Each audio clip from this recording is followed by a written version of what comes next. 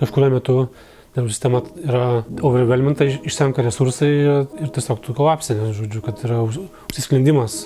Nežinomybės lygmuo yra tokio dydžio, kad tu net nežinai, kurią pusę tarsi pulti, o įgūdžių nežinomybė veikti, nėra. Tiesiog niekas nemokė, niekas neruošia. Tokių patirčių nėra. Tiesiog, mes visi esame žmonės su ribotais resursais, kokie bebūtumėm talentingi. Tai tas vienaip ar kitaip kažkada atsiliepia, žodžiu, vienas iš būdų tai yra tai, kad, ateina sustingimą.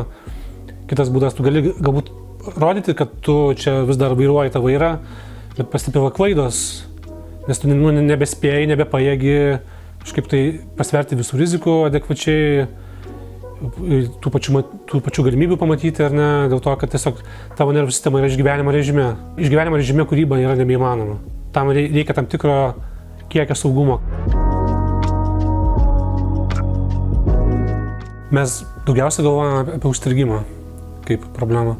Užstrigimą aš suprantu kaip situaciją, kur dalykai, kurie anksčiau veikia, nebeveikia, bet nelabai aišku, ką daryti ir nelabai yra resursų ieškoti galbūt netgi, ką kitaip daryti. Ir tada toks yra plaukimas pasroviui, kur viskas iš lėto nematomai griūva ir visi tą jaučia, yra apmirimo jausmas galbūt, stagnacijos jausmas, nebesijaučia gyvybės, kas anksčiau kėlė įkvėpimą, tampa nuobodus ir iš to jausmo nėra lengva išeiti, kartais tiesiog neaišku, kaip tą daryti, kur link judėti.